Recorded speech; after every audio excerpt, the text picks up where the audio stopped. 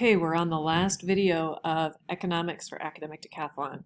Our topics this time around: creative destruction, the motive of profit, and what causes economic change. So we just finished talking about monopolies as being an imperfect market. Imperfectly competitive markets create inefficiencies because producers restrict how much supply they're going to give as part of their effort to maximize profits. Things that can help change this situation. The first one is entrepreneurs. This is a kind of business activity that's taken up by individuals who come up with new ideas. They take on the risk of attempting to create something new, whether it's a good or a service. They take on the risk of establishing a new market, or they develop a new way to produce something. Entrepreneurship changes the whole game.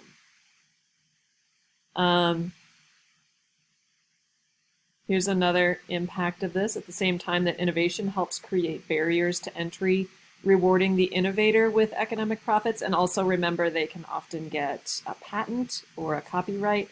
It also serves to break down other existing imperfections because now we have profits, and so we're trying to improvise and innovate around those existing market entry barriers. We're going to talk a little bit about market failures. Sometimes competitive markets do not work. They don't provide outcomes that are socially desirable. That's called a market failure. There's two ways that this happens most frequently. The first one is called an externality. An externality is what happens when the actions of a person improve the well-being or harm the well-being of someone else, but there's no impact, there's no consequence for that. So if you help someone, that's a positive externality.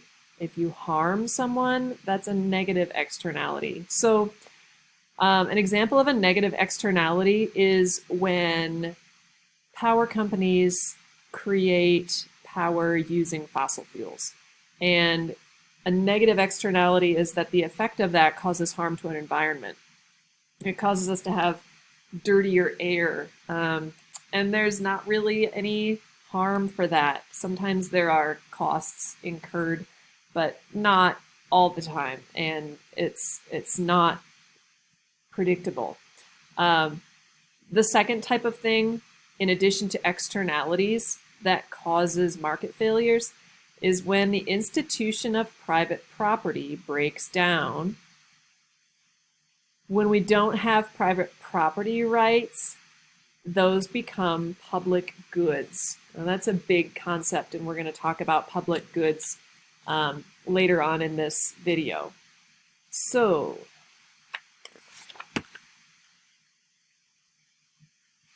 I'm going to scroll way down here. We talked a little bit about externalities. Sometimes what happens with externalities is that the government will regulate to resolve the problem. This is another example of government interfering in an economy. But before that happens, we have this event. Parties involved who are creating externalities for one another in a private market, theoretically, they can negotiate and resolve those inefficiencies. That theory is called the Coase theorem from Ronald Coase.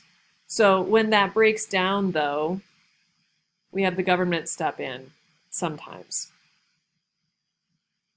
Since the problem of externalities arises because the actions of private parties don't fully reflect social costs or benefits, Sometimes the government will use taxes or subsidies to correct that problem of the externalities. That's what I was talking about with the coal companies using fossil fuels to create power. Sometimes those companies are charged for carbon emission credits. They have to buy these carbon emission credits, which is a way of saying, I realize that my business doesn't cost a lot of money to go into, but that its impact is a dirtier environment. So to make up for that, the government will say, you are forced to buy these credits to offset that. We're going to drop down to page 55. This is where we talk about property rights. Because we grew up in the United States, the idea of property rights is pretty natural, but it's not a natural idea. It has to actually be put in place by a society. You could think of this as an innovation that the American society has created. Property rights don't exist everywhere. One thing that I like to imagine about is when indigenous people were in charge of our country, of our land.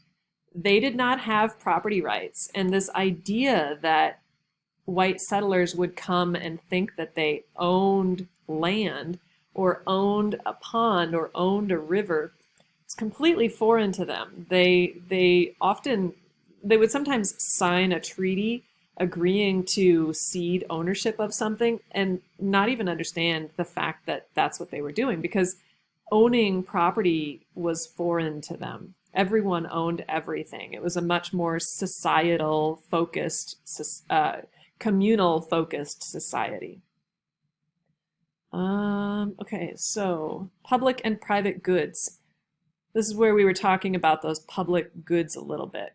So there are two dimensions of goods, okay? And this is two dimensions of private goods. Wait a minute.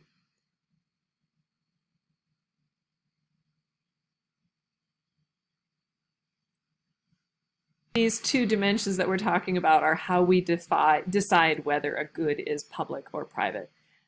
So if there's rivalry in consumption, in other words, if you can trade out consumption, have a rival good, that is one aspect of differentiating this. The other aspect is excludability. So the ability to control who consumes that good. Up here, this is the chart that I really want to bring to your attention when we talk about kinds of goods, okay? When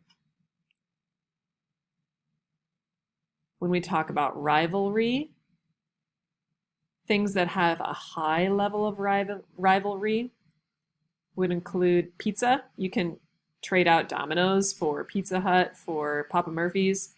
Same thing with haircuts, gasoline. There's also high rivalry in things like fish, the environment, streets. You can choose any of them. However, the ability to own them is the other capacity here, the other characteristic. It's easy to own pizza. It's easy to own the ability to give a haircut. Fish are everywhere in the ocean. It's very difficult to say who owns what. It's rare to find fences in the ocean that are separating your own fish from others. Same with the environment. It's very difficult to separate who owns that. On the other side of things, we have low rivalry and low excludability. That's where public goods fall. If they have both low rivalry, in other words, it's not easy to replace one for another, and low excludability, so it's hard for multiple people to claim ownership of these things. That's where we have public goods, okay? So if you can try to think through these four kinds of goods, the most important ones are private, which has both high rivalry and excludability, and public, which has both low rivalry and excludability. And try to understand those examples. Those are the most important. And if you really get to where you can figure those out, then you can talk about collective goods and common resources.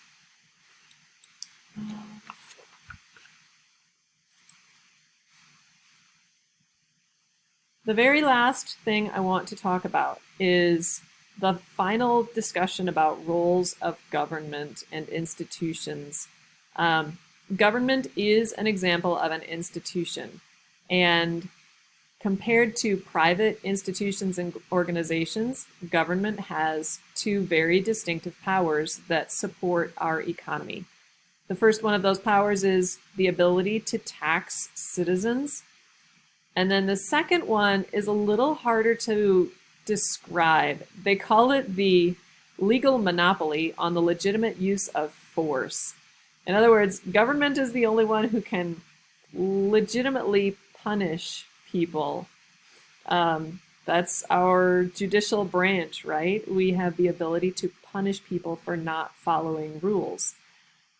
Remember back to talking about Adam Smith, the butcher, the brewer, and the baker, and how we get nothing because they're generous. We only get our food because they are selfish. And we have to appeal to their self-interest in order to get ourselves fed. Well, paying taxes is in no one's self-interest, okay? That's in the collective interest, not our self-interest. So Adam Smith's economy breaks down as soon as you start to introduce taxes. So then we have the government here step in. Their ability to compel citizens to act in ways that are not in their individual self-interest. That's essential to supporting a system of private property. And then the whole system of voluntary exchange rests on that. If you don't have private property, you don't have voluntary exchange. Our entire set of government, our entire capitalist society breaks down, and then you would have a massive market failure. This question right here is a question for the ages. What is the proper role of government? This question underscores every political discussion. It's not essential to the establishment of a market economy, but enforcing the rule of law supports a broader range of transactions than not having that. Most of us are willing to accept the small loss of individual autonomy for the protection of property and the individual security that that entails. But unconstrained, government can become an intrusive force and substantially reduce individual freedoms.